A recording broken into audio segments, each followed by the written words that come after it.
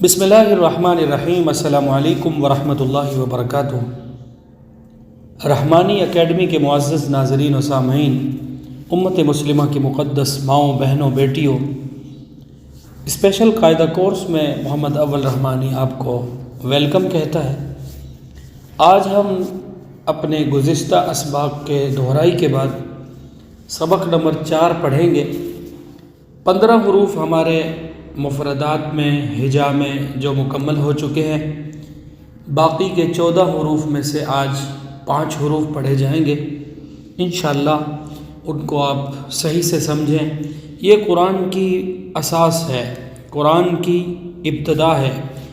حروف مفردات میں مکمل قرآن پاک ہے۔ اس پر اتنی زیادہ اہمیت، اتنی زیادہ محنت کیوں ہو رہی ہے؟ آپ نے خود اگر اسٹوڈنٹ ہیں، آپ کا بچہ آپ کے پاس پڑھ رہا ہے، آپ معلم ہیں، تو آپ نے بچے کے ذہن میں یہ بات ڈالنی ہے کہ یہاں اتنا زیادہ محنت کرنے کا مقصد صرف یہ ہے کہ آپ نے پورے قرآن کو انہی الفاظ سے پڑھنا ہے، اور ان کی ادائیگی جتنی باکمال ہوگی، جتنی احسن انداز سے ہوگی، اتنا ہی ہمارے قرآن پاک کے پڑھنے میں، اس کو ادا کرنے میں، اس کے لہجے میں، اس کی عمدگی میں، اس کی تازگی میں، اس کے نکھار میں ہمیں فائدہ محسوس ہوگا۔ دہرائی کر لیتے ہیں، آپ بھی دیکھیں۔ پہلا لفظ ہے الف، با، تا، ثا، جیم، ح، خ، دال، ذال، را، زا، سین، شین، صاد، ضاد۔ یہاں تک ہماری دہرائی ہو چکی ہے۔ آج کا ہمارا سبق جو ہے اس میں ہمیں 3 حروف جو ہیں حروف مستعلیہ کے ملتے ہیں۔ مستعلیہ کے معنی میں نے آپ کو بتلائے ہیں کہ وہ حروف جو ہمیشہ قرآن پاک میں موٹے پڑھے جاتے ہیں، پر پڑھے جاتے ہیں، اور 2 حرف ہمیں ملتے ہیں جو ہمیشہ قرآن پاک میں باریک پڑھے جاتے ہیں۔ صحیح ہے؟ پہلا حرف ہے قا۔ قا، قا کی ادائیگی میں تا کی آواز بالکل نہ آئے، باریک نہ کیا جائے۔ تا اور قا کا مخرج ایک ہے، لیکن ان کی ادائیگی میں بہت زیادہ فرق ہے۔ قا جو ہے منہ کے یعنی کہ ایک ہی مقام سے ادا ہوتا ہے تا اور قا، لیکن ان میں فرق یہ ہے کہ تا باریک حرف ہے اور قا موٹا ہے۔ اب قا کی موٹائی کی وجہ سے اکثر لوگ یہاں ہونٹ گول کر دیتے ہیں۔ ہونٹ گول بھی نہیں کرنے، اور اس کو ناک میں ہرگز نہیں پڑھنا۔ تا یہ بھی نہیں کرنا، اور قا حمزہ بھی نہیں لگانا آخر میں، اور تا یہ بھی نہیں کرنا، اور توا واو کے ساتھ کچھ لوگ پڑھ دیتے ہیں توئیں، زوئیں یا توا زوا، اس سے بالکل گریز کرنا ہے۔ اس کی ادائیگی کیا ہے؟ قا، قا، قا، یہ اس طرح پڑھنا ہے۔ اگلا حرف اس کا بالکل قریب المخرج ہے، اس کا مخرج تھوڑا سا اس جگہ سے ہٹ کر ہے، مخارج کے بیان میں آپ کو بتلا دیا جائے گا۔ اگلا حرف ہے وہ بھی مستعلیہ کا ہے، غا۔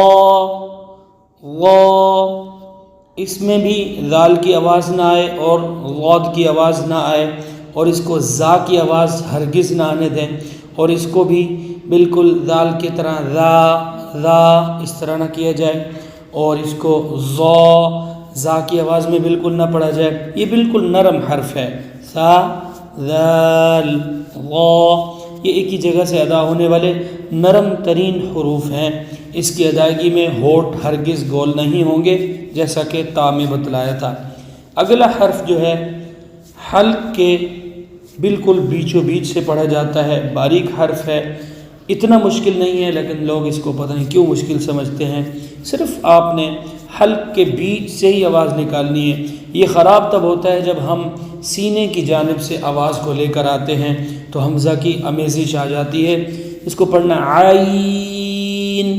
اب اس کی ممکنات بے شمار ہیں، ہر بندے کی اپنی ممکنہ غلطی ہے اس میں، کوئی اس کو عین پڑھتا ہے، کوئی اس کو آئین حمزہ لگا کے عین پڑھتا ہے، کوئی اس کو عین سیدھا حمزہ پڑھ دیتے ہیں، اور کچھ لوگ اس کو عین تو پڑھتے ہیں لیکن عین مجہول کر کے پڑھتے ہیں۔